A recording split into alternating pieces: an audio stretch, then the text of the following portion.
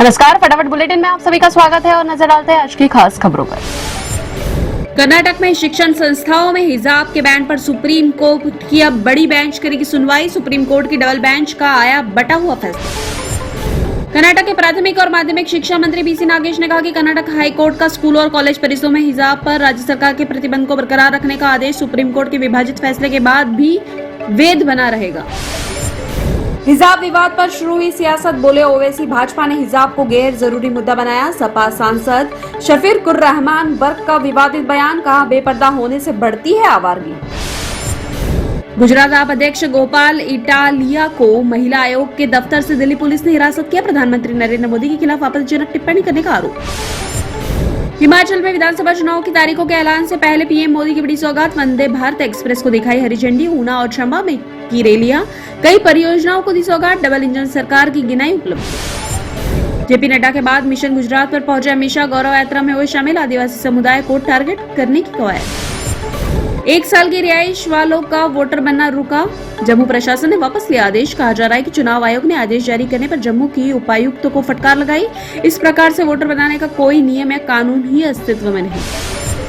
भारतीय टेक्नोलॉजी देख IMF हैरान, कहा भारत जटिल मुद्दों का समाधान निकालने के लिए टेक्नोलॉजी का उपयोग करने के लिहाज से सबसे प्रेरणादायी मिसाल पेश कर रहा है। इस देश की बहुत सी बातें सीखने लायक। आधार और DBT को बताया लॉजिस्टिक चमत्कार।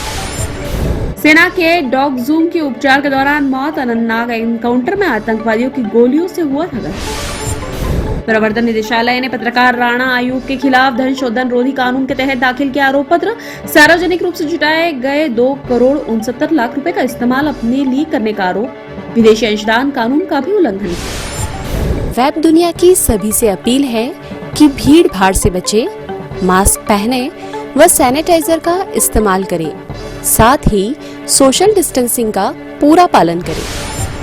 तमिलनाडु में 2 ट्रांसजेंडर महिलाओं के साथ बदसलूकी। तूतीकोरिन क्षेत्र में उनके जबरन बाल काटे गए। यौन संबंध बनाने से इनकार करने पर मारपीट भी की गई। पुलिस ने दोनों आरोपियों को किया गिरफ्तार। शिवसेना के उद्धव गुट का चुनाव आयोग पर आरोप। कहा चुनाव आयोग ने पार्टी के नाम और चिन्ह देने में किया पक्षपात। ठाकरे समूह की तरफ से दिए गए सुझावों को शिंदे गुट को कॉपी करने का भी लगाया आरोप।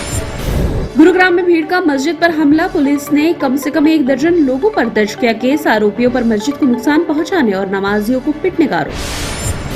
उत्तर प्रदेश की योगी सरकार का दिवाली गिफ्ट। यूपी में इलेक्ट्रिक कार खरीदने पर 1 लाख तक की छूट। स्कूटी बाइक पर 5,000 का डिस्काउंट। राज्य में पहले 3 साल खरीदे जाने वाले सभी इलेक्ट्रिक वाहनों को नहीं देना होगा रोड टैक्स और रजिस्ट्रेशन चार्ज। भाजपा के आरोपों पर बिहार के डिप्टी सीएम तेजस्वी यादव ने कहा कि कोर्ट के आदेश के बाद हमने निर्णय लिया था कि बिना आरक्षण के हम चुनाव नहीं कराएंगे। अगर हम आरक्षण नहीं चाहते तो हमने चुनाव करा दिया होता। हम सुप्रीम कोर्ट नहीं जाते। 145वीं IPU विधानसभा में पाकिस्तान द्वारा कश्मीर मुद्दे को उठाए जाने पर राज्यसभा के उपसभापति हरिवंश ने रवांडा में कहा कि यह दुर्भाग्यपूर्ण है कि पाकिस्तान ने फिर से इस मंच का दुरुपयोग किया। मेरे देश के खिलाफ झूठा प्रचार कर इस सभा को मुख्य मुद्दे से भटकाने की कोशिश की।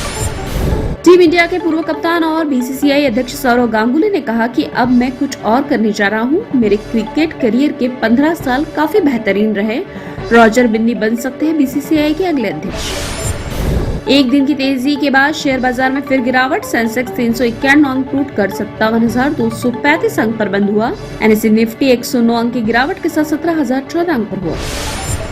इस शुक्रवार 10 फिल्में हो रही है रिलीज। डॉक्टर जी, कोड नेम, तिरंगा, मोदी जी की बेटी ये जिंदगी, बाल नरेन, लव यू लोकतंत्र, जग्गू की लालटेन, कहानी रबर बैंड की, मिड डे मील और द फिल्म कंटारा में है बॉक्स ऑफिस पर मुकाबला। Big boss contestant Sajid Khan का लगातार हो रहा है विरोध। टीवी शो दिया और बाती हम की एक्ट्रेस कनिष्का सोनी ने सोशल मीडिया के जरिए साजिद पर लगाए गंभीर आरोप। कहा साजिद ने घर बुलाकर की थी नाजायज मांग।